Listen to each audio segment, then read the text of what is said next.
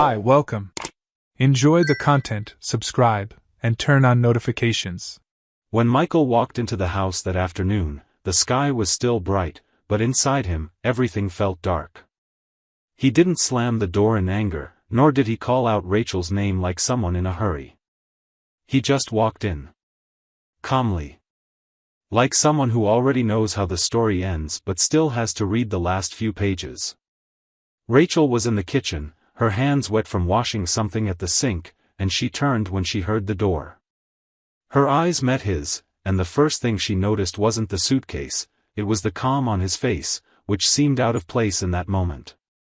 It was like Michael was about to give a lecture, not make the hardest decision of his life. She dried her hands and walked over to him, unsure of herself. "What's that?" she asked, pointing to the two suitcases by the door. Michael looked at her for a moment. He took a deep breath, like he was organizing his thoughts before letting each word out. He walked to the couch, sat down slowly, the way he would before introducing a complex concept in class, and said, "You remember my lectures on quantum mechanics, right?" Rachel frowned, taken aback. "What does that have to do with everything?" he cut in, still calm. She stood there, not knowing whether to go closer or step back. Michael went on, his gaze fixed on her, but without accusation, just a kind of contained sadness. "There's a theory called superposition. It says a particle can exist in two states at the same time, until someone observes it. Only when you look at it does it have to choose, be one thing or be the other. Before that, it's everything. And nothing at the same time." Rachel said nothing. She understood what he meant, not as a student, but as a wife. That introduction wasn't technical. It was emotional. Michael laced his fingers in his lap, thinking, and continued, "I'm at that point right now. Between two states. Between staying and leaving. Between believing and giving up. But unlike a particle, I can't keep this up forever. I have to decide. And that decision depends on one thing." Rachel tried to keep her voice steady. "What thing?" Michael stood up. He walked to the dining table, opened his briefcase, and took out a white envelope. He placed it on the table carefully, like it was something fragile. He didn't slide it toward her or raise his voice. He just said, "Before you say anything, I want you to see this." She stared at the envelope like it was a ticking bomb. Her fingers hovered before touching the paper. Something in Michael's breathing told her that this moment was the point of no return. That whatever words came next would change everything. He didn't seem angry. He didn't seem hurt in the usual sense. He looked like someone who'd reached the limit of logic and emotion, and decided it was time to collapse his own reality. Rachel picked up the envelope but didn't open it yet. She wanted to ask questions, to understand. But somehow, she felt the answer was already there, hanging in the air.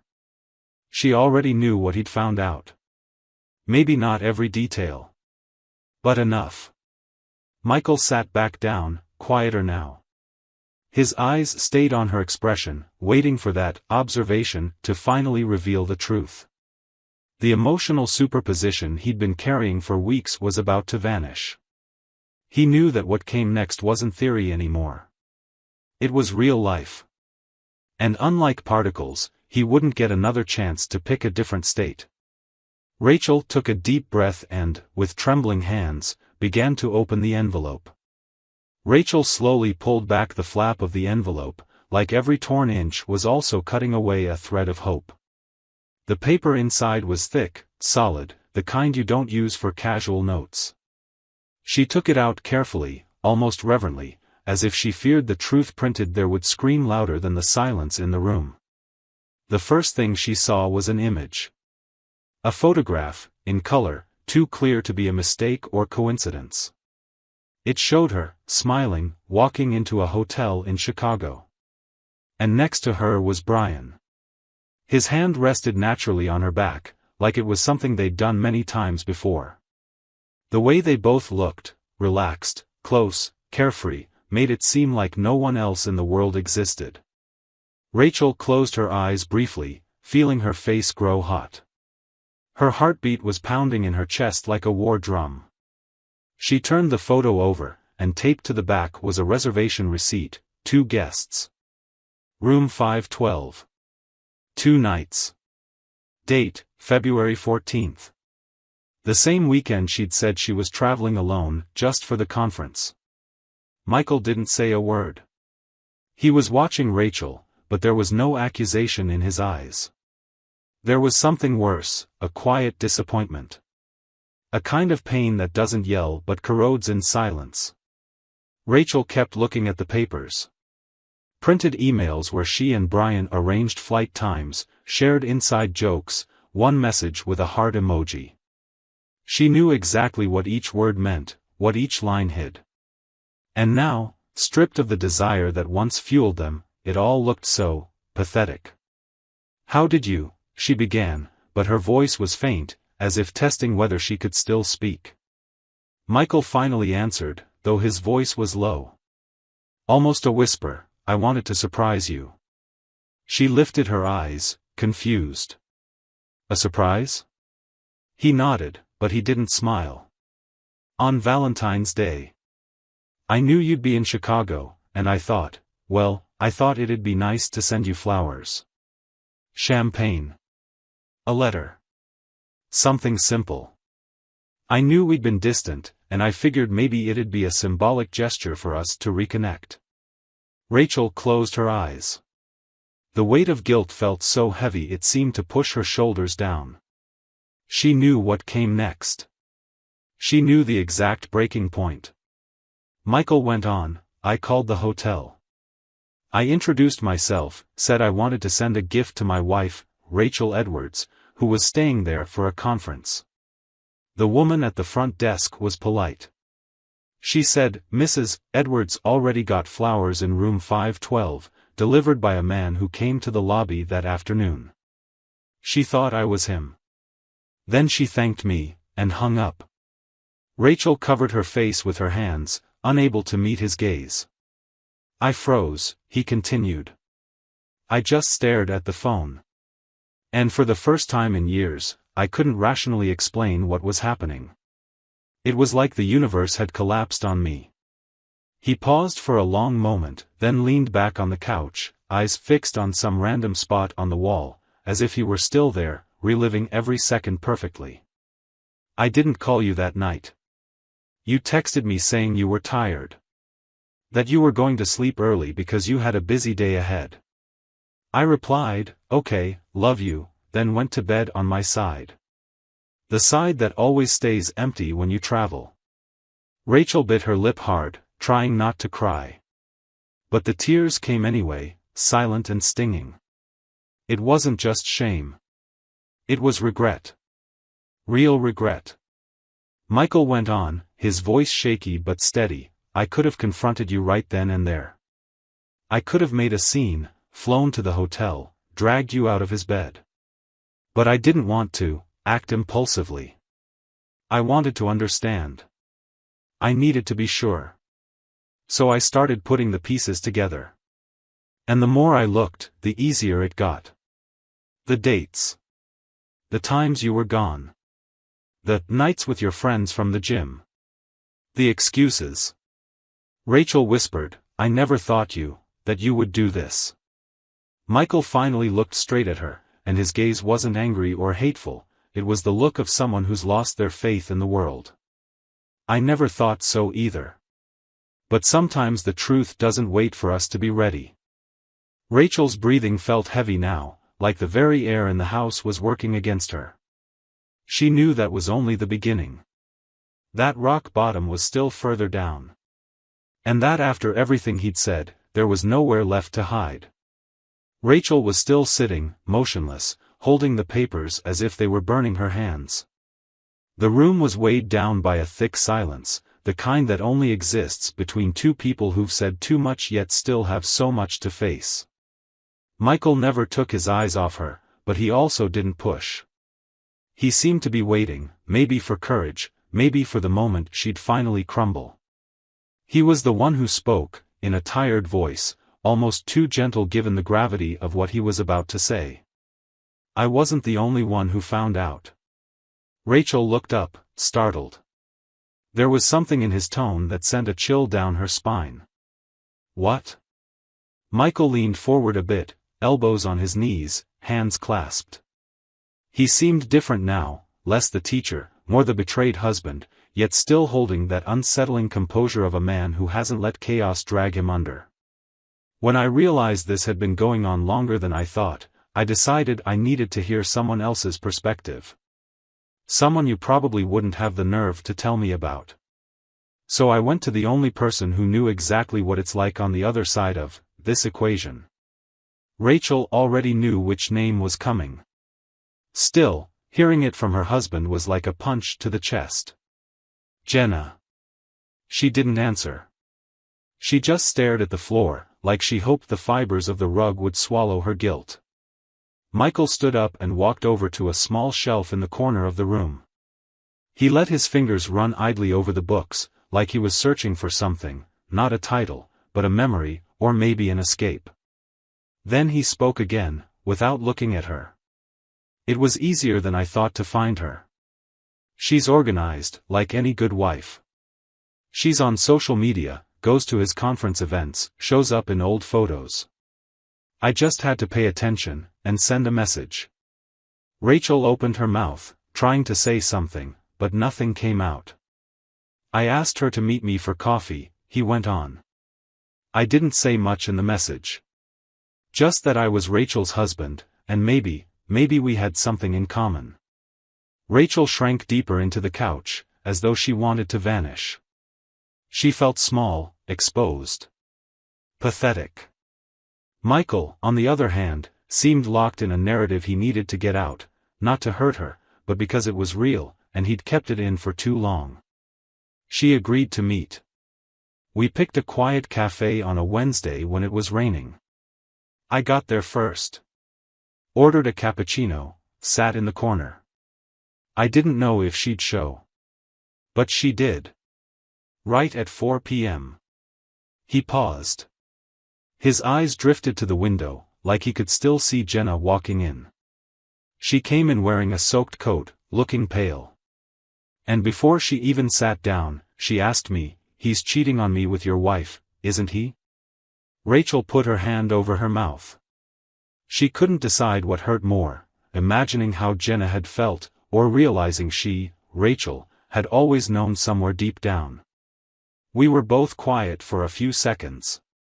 Then she sat down. Ordered chamomile tea. And started talking. Michael paced slowly around the room, like each step helped lessen the weight of the memories.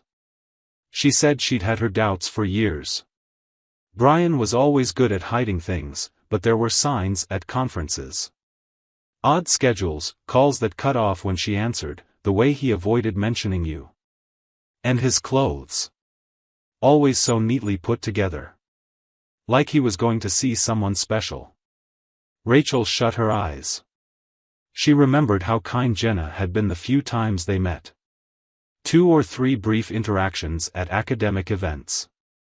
She never imagined that gentle woman was quietly juggling so many nameless suspicions and wounds. We spent almost 2 hours in that cafe, Michael said, taking a seat again. Lining up stories. Dates. Trips. Even your inside jokes from emails. Everything fit. Every doubt she had, I confirmed with something I'd discovered.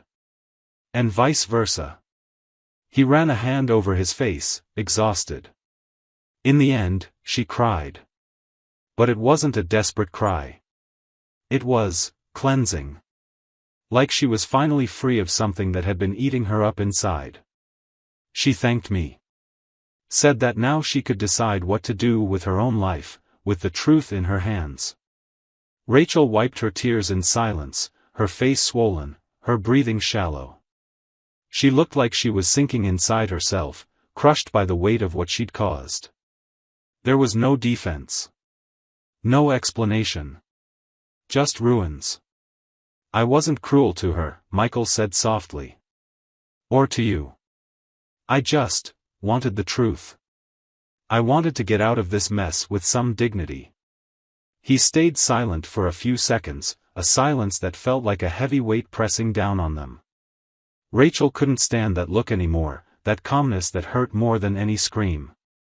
When she finally lifted her eyes, she saw the face of a man she'd loved for over a decade, who was now learning how to live without her. Rachel was breathing unevenly, like the air itself had turned thick and wouldn't pass through her throat. Her red, glassy eyes darted around, looking for some escape from it all. But there was no escape. Not there. Not in front of Michael. The envelope was still on the table, open. Exposed, like the truth that now stood between them. And the silence in the room wasn't the same as before, it was tense, fragile, ready to shatter with any poorly chosen word. Michael slowly crossed his arms. He barely moved, as if each measured gesture was his way of staying in control. But his eyes said what his mouth didn't, he was at the limit. The kind of limit where you don't shout, you just give up. Rachel finally spoke, her voice weak but just strong enough to cut through the air. It was a mistake. I never planned any of this. Michael raised his eyes slowly, looking at her with a mix of sadness and irony. For years, Rachel. Do you really want to call that a mistake? She lowered her gaze. Stayed quiet for a few seconds, but then something inside her broke. Maybe it was the weight of remorse, maybe it was the looming end, maybe it was just the need to finally stop lying. It started, stupidly, she said, her voice trembling. At a conference in Boston. I remember feeling tired, bored, invisible. And then Brian showed up. He commented on my lecture, said nice things, listened to me. Something I hadn't felt in a long time. Michael didn't react.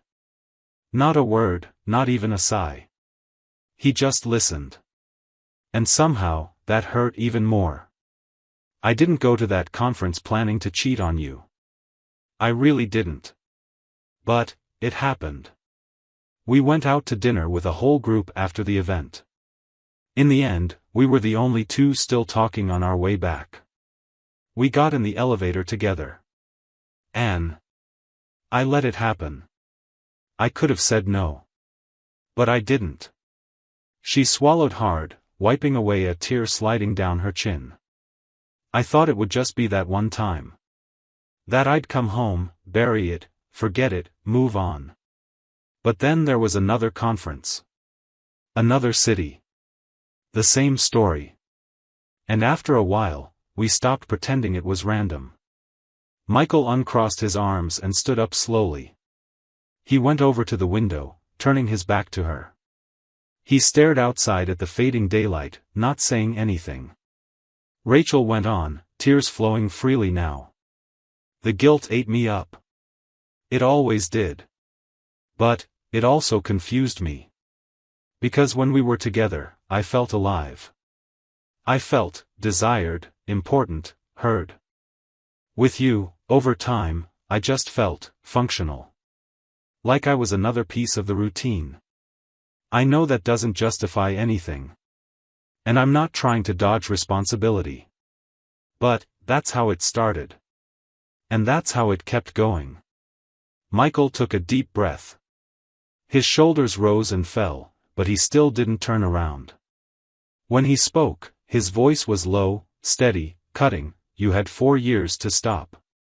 Rachel closed her eyes tight, as if that phrase had struck a raw nerve. I thought about stopping. So many times. Sometimes I told myself, this is it, I'm done. But then another trip came up. Another excuse. And I let myself go along. I was too much of a coward to face the truth. To face you. He slowly turned, finally looking at her. His eyes were wet now, but he didn't cry. It was a contained sadness, impossible to hide. What did you two have? He asked. Was it love? Rachel hesitated. It was a direct question, but the answer wasn't simple. I don't know. Maybe it was, at times. But, now? Now I think it was just an escape. A fantasy. A way to avoid the monotony without actually fixing anything. And looking at you here, seeing what I did to us. I realize how lost I got along the way. Before anything else could break that moment, Rachel's phone vibrated on the side table. She turned slowly, as if she already knew who it was. She walked to the phone, and seeing the name on the screen, froze.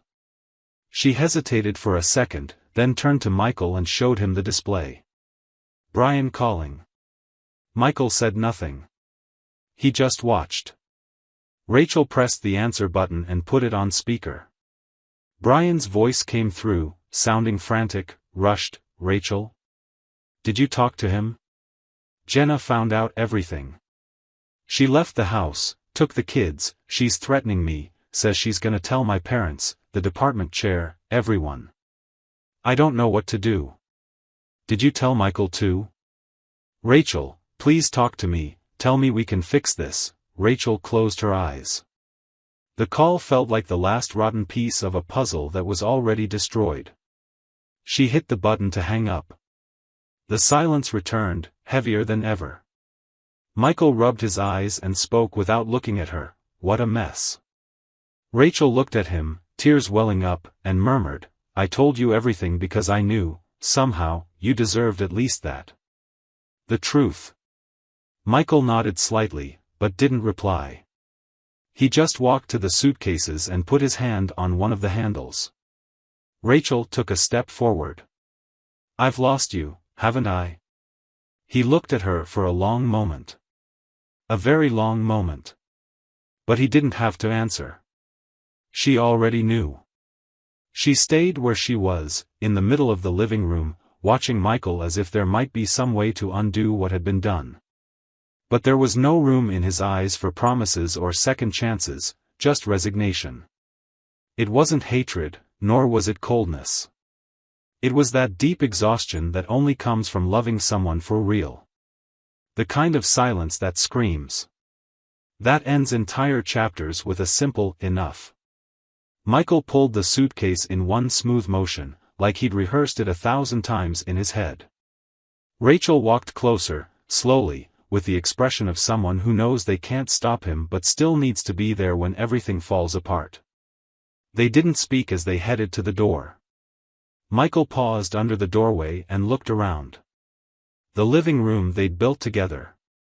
The shelf with the books she was always rearranging. The crooked rug he always said he'd fix but never did. The couch where they'd watched so many Sunday movies, sharing blankets, homemade treats, and comfortable silences. Now the same space felt empty, worn out, like the home had been drained by the lack of care. And truth. Rachel grabbed the other suitcase. It felt heavy. Not because of what was inside, but because of everything it represented. Helping him carry it to the car wasn't an act of kindness. It was a silent admission that she was part of this too. That the suitcase wasn't just his. It was theirs. Both of them. And everything they'd broken between them. They walked to the garage in silence. Their footsteps echoed on the wooden floor like dry beats marking what was left of their relationship. Michael unlocked the car with a click. The red light blinked. He opened the trunk and, without effort, placed one suitcase inside. Rachel was still holding the other one. She looked at him, tears in her eyes, as if hoping he might save her. But he simply reached out his hand for the second suitcase. I loved you, she whispered, as though it was one last attempt to prove something. Michael took the suitcase and looked at her. His eyes were calm. And for a very brief moment, his features softened, like he still remembered what that love had been. But what came next wasn't, I love you too. It wasn't even, goodbye. It was the hard truth of someone who discovered everything in the harshest way. If I hadn't tried to surprise you on Valentine's Day, if I'd just ignored it like other years, maybe I never would have found out. Rachel pressed her lips together, trying to swallow the pain. But Michael didn't say it as an attack. It was more like a sad observation. A bitter irony the universe had dealt him. Funny how that works, huh? He went on, shutting the trunk firmly. One small act of kindness, one gesture of affection, and that's what led me to the truth. He walked around the car and paused with his hand on the door handle. He took one last deep breath, looked at the sky turning dark, and murmured, in a low but resolute voice, as if he were making a toast to tragedy, "No good deed goes unpunished." Rachel clutched her chest. The phrase hung there, aimed not just at her, but at something bigger. A bitter reflection from someone who still believed in kindness, even though it had cost him dearly. Michael got in the car. The engine roared to life, filling the empty garage with sound. Rachel took a step back, watching as if she still hoped he'd back up, roll down the window, and say, "Let's try again." But there was no reversal. No miracle. Only the sound of tires slowly rolling out of the driveway, disappearing into the dark street. She stayed there, alone, in silence. Holding herself like she was holding a cracked vase she didn't want to drop. Inside the house, everything was the same. But at the same time, nothing was. And in her chest, there was only the painful certainty that sometimes the worst consequence isn't the end, it's knowing you're the one who caused it. Thank you for watching the video. If you enjoyed it, don't forget to subscribe to the channel and turn on notifications so you won't miss any updates. See you next time.